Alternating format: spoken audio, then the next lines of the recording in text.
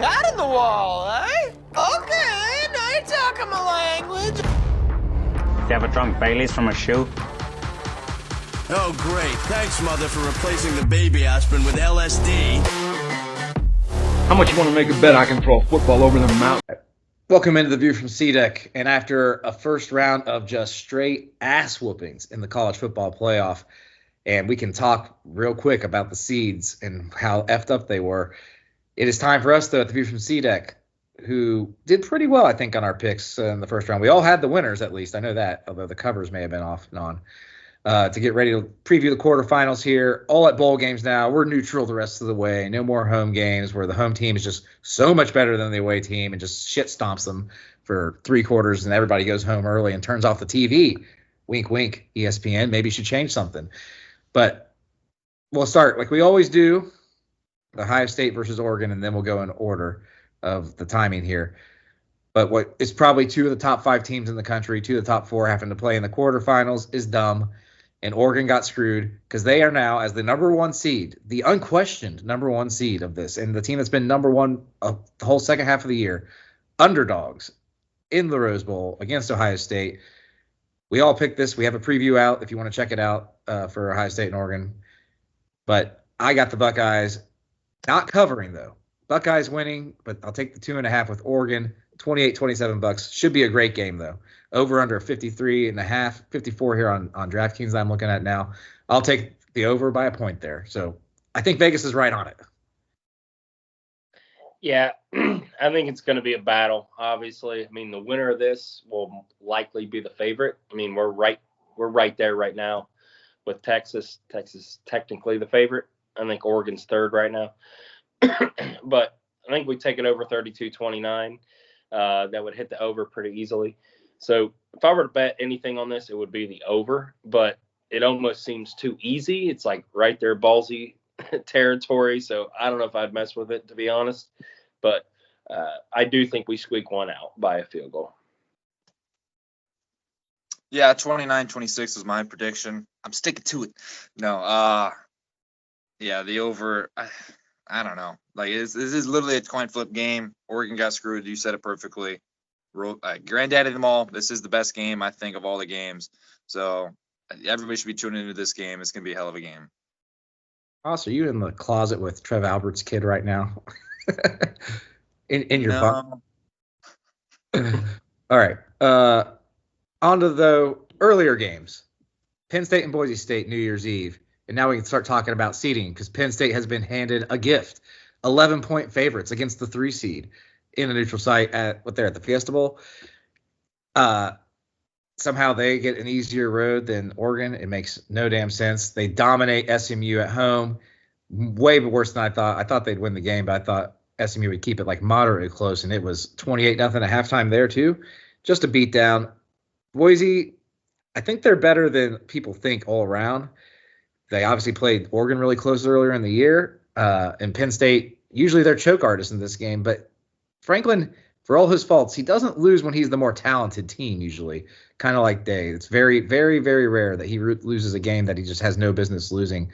And like as an 11-point favorite, he probably has no business losing this. I'll take Penn State, and I'll take him to cover. I'll take him like 35-20. Yeah, 35-21. That sounds good. I'm on the fence on this one because I was against Penn State in the last game. It bit me in the ass just because I thought Franklin would, keep it way closer than it should be. But coming into this, I thought, to me, Genty's the best player in the country, and he could just take over the game. Who knows? It's not even close, man. Come on. But it's 11 points. It's not like a huge number, like 17 or something like that. But they looked so good against SMU. Before that game, I would have picked Boise State to cover this. But after seeing that domination, I got to go with Penn State. And this spread is the perfect example of why these playoff seedings need to change. Yeah, like you just got to rank them 1 through 12. That's how their seedings. Anybody outside the top 12 that's conference champion, they knock out 12 or 11 and so on and so forth, and just rank them that as it is. and go with it. They still get the automatic berth, like they still get those automatic qualifiers to get into the top 12, but just rank them as it is and go with it. Penn State knows they have to stop the run. That's the benefit. Like they knew they had to stop the pass with us, but we were still able to run on them. Okay. So it's going to be interesting to see if Boise State can still run on them. I think Genty and those guys are out to prove something. We've seen them have success in the Fiesta Bowl before. They don't have to travel very far. This is the upset that I think happens. I think Boise State beats Penn State. I'm going to take it. I'm going to believe in Genty. I think that they're going to try to prove that he's the best player in the country, and that, you know, maybe Penn State's weakness is maybe the not stopping the run, and maybe that open up some passing plays for their offense. So I think maybe Boise State can win this game. Boise, Idaho is not anywhere close to Phoenix. Yes, it is. You can walk from there to there. I mean, go right ahead. Run. He's just going to run there. That's correct. That's how. I mean, it's a good workout. Hopefully he started though a couple weeks ago. And the blue field is going to be there too. They're running it, and the blue field's being used there. They pull their fields in and out there at Glendale, so maybe they just bring it and roll it right in there. Genty got robbed of the Heisman. He's going to be pissed. We're not going through this right now, Direwolf. Deion's mouth. Go. All right. Okay, going into now New Year's Day, the traditional day for all these huge bowl games. And we got Texas and Arizona State playing. The matchup nobody wanted to see. Arizona State, super hot to end the year, getting 14 against Texas, who barely eked on to hold on to their cover their spread against Clemson. They were 13.5-point favorites, biggest favorites of the weekend, and won by 14. Their defense did not look good, though, in the second half. Arizona State's really hot, but there is a huge talent discrepancy here. I'm also not a believer in Quinn Ewers. Just watching him play, like, I don't know much about Arch. They talk him up all the time. I wasn't that impressed with him in his high school stuff. Not that I didn't think he was just like surefire 5-star. Holy crap, he's going to be the number 1 overall pick type kid. Just watching his highlights and seeing his stats and stuff. So I think Arizona State could keep it close enough to cover this spread, but I don't love that. But I'll say Texas like 31-20. Now I'll say 27-17, but Arizona State keeps it close enough. Okay, I'll take the 14. Over under 52. I probably like the over on that. I'm on the same page as you. Arizona State has been hot, but they're outmatched in this game. But that spread is huge, and I think it was the worst team in the playoff, and they only beat them by 14. So Arizona State, I think they might even keep it within 7.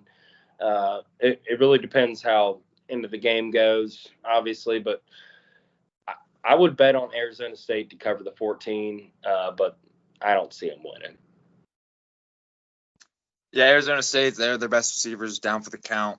That's a huge blow for them. They are 11-1 with their starting quarterback. Like, you know, the other loss was when he was hurt, so their quarterback can make some plays.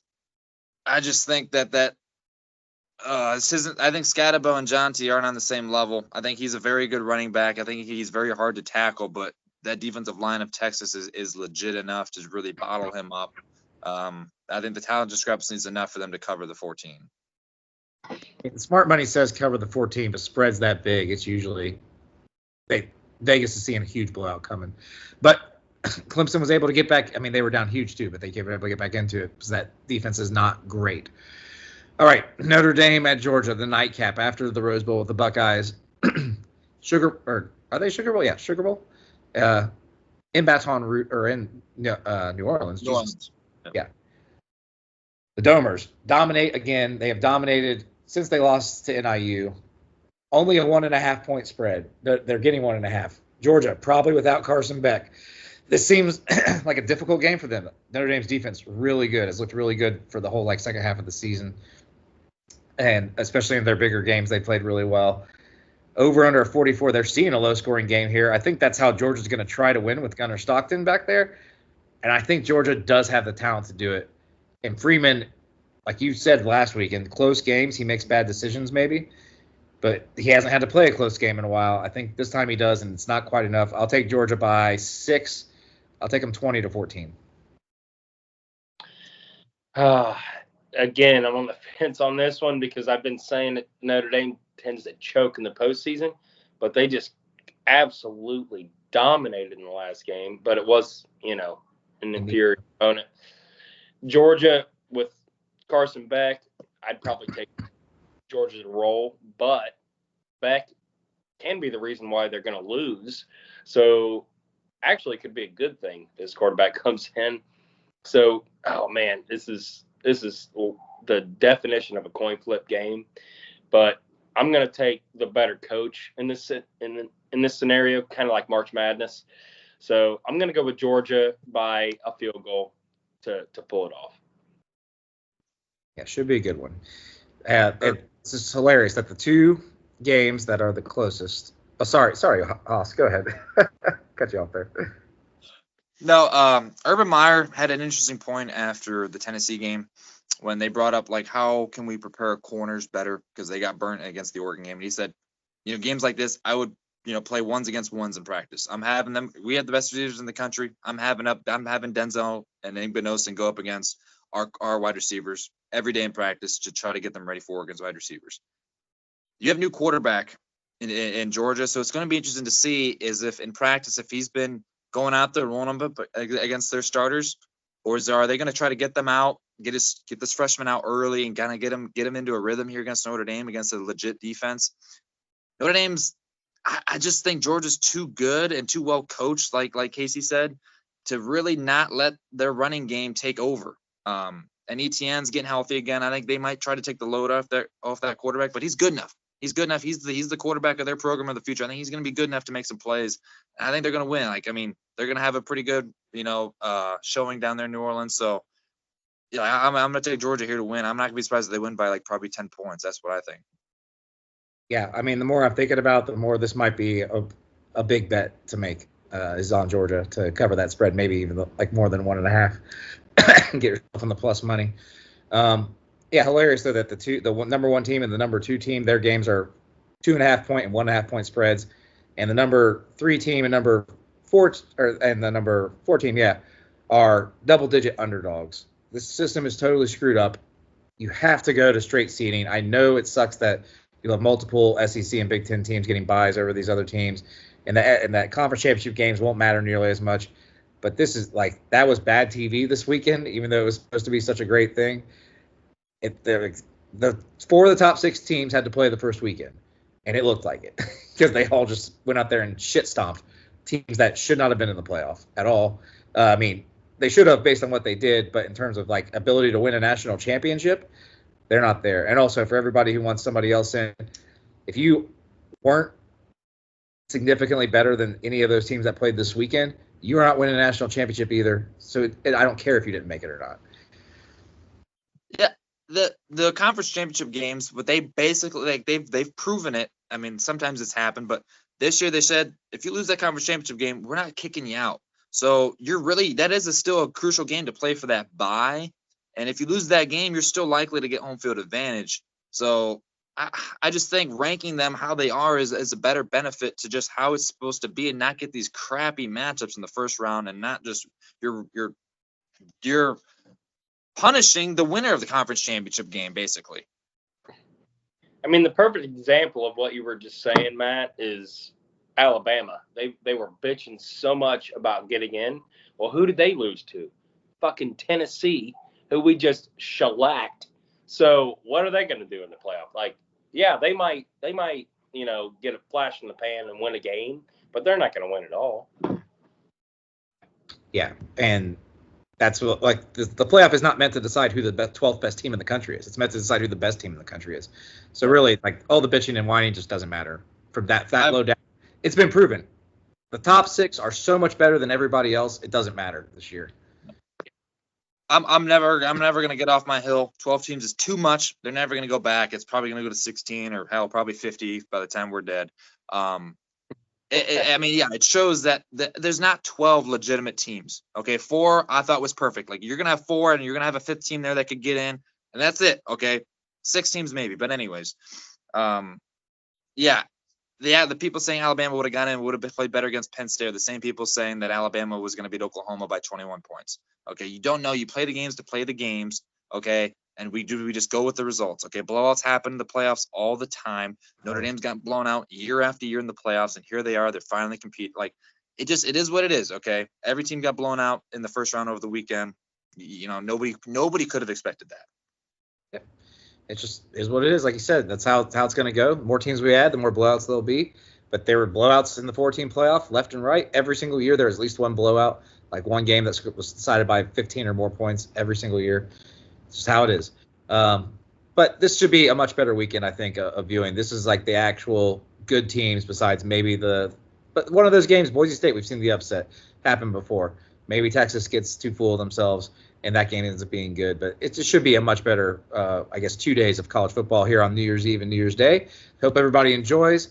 Obviously, we're rooting for the Bucks against Oregon, so go Bucks, beat the Ducks. We will see you guys next time. Hey guys! Whoa, big gulps, huh? All right. Well, see you later.